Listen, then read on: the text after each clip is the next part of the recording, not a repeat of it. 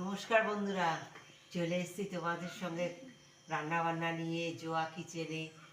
নতুন রান্না, পেঁপে, কলা, দানা কলা, এটা কিন্তু কাঁচকলা না, এটা দানা কলা।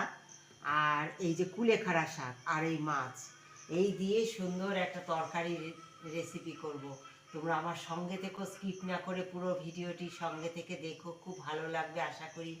আর তোমরা যারা নতুন বন্ধু, পুরনো বন্ধু, সকলে আমার সঙ্গে থেকো এবং এগিয়ে যাওয়ার জন্য প্রতিদিনের ভিডিওটি দেখে লাইক শেয়ার করো। আর পাশে থেকে প্রতিদিনের ভিডিওটি দেখে ভালোবাসা দিও। দেখো এই সঙ্গে এখন এই দানা কলা আমি কিভাবে কেটে নিই। শাকগুলো বেছে নেব, মাছটা ভেজে নিয়েছি, দানা কলাগুলো দেখো এইভাবে কেটে নিয়েছি, সুন্দর চুলে এইভাবে কেটে নিয়েছি লম্বা লম্বা করে। পেঁপেটাও এইভাবে লম্বা করে কেটে নিয়েছি, আলুও লম্বা লম্বা করে কেটে নিয়েছি। শাকগুলো বেছে সুন্দর আমি দিয়ে দেবো। এই যে কালো জিরে আর সাদা জিরে, এই দুটো জিরেই ফোড়ন দিয়ে দেবো।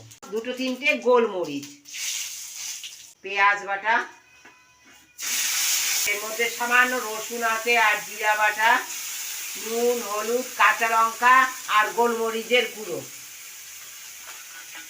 সব একসঙ্গে দিয়ে কলা, পেঁপে, আলু সব কিছু দিয়ে একসঙ্গে কষাবো আমি। সুন্দর সুন্দর আমার এই মশলা কষানো হয়ে গেছে।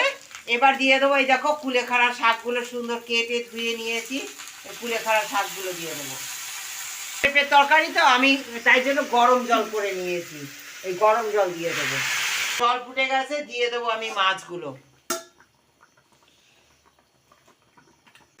কলা পেঁপের তরকারিতে না, তোমরা যদি অনেক বেশি মাছ না থাকে, যদি মাছের মাথা থাকে, মাছের মাথা দিয়ে করবে আরো বেশি টেস্ট হবে, দারুণ স্বাদ লাগবে। বন্ধুরা, কত সুন্দর তৈরি হয়ে গেছে আমার এই তরকারি, দারুণ স্বাদের হয়েছে। কিন্তু তোমরা দেখো সমস্ত কিছু আমার গলে গেছে।